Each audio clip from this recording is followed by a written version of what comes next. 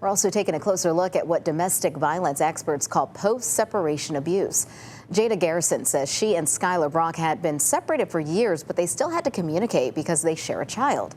Layla Cox spoke with Samaritan House about how that connection can sometimes create a desire for control that continues long after a breakup. As investigators search for Brock, domestic violence experts say the danger of a toxic relationship doesn't necessarily end when the relationship does.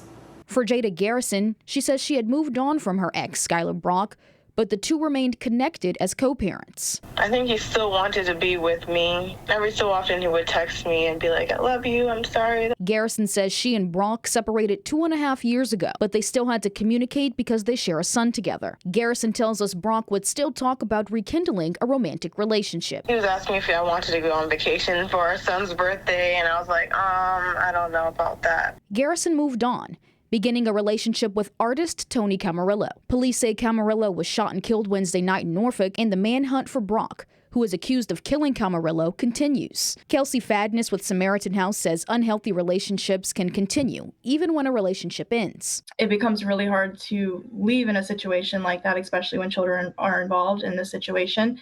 It comes down to once that survivor has made that break from that person, they have lost that control, and how they act out could be completely different from anything that they have experienced with them. Garrison says she believes Brock couldn't accept the fact that she had moved on. He couldn't accept that I wasn't with him, and if he can be happy, then I can be happy. Fadness says jealousy plays a big role in post-separation abuse and can lead to retaliation. So in instances where a victim has left, the abuser may retaliate against that person, and it may not be directly inflicting harm on that individual. It could be by hurting people around them. Layla Cox, 13 News Now.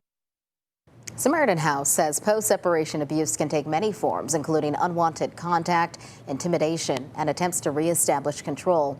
The organization says help is available for people who recognize those warning signs.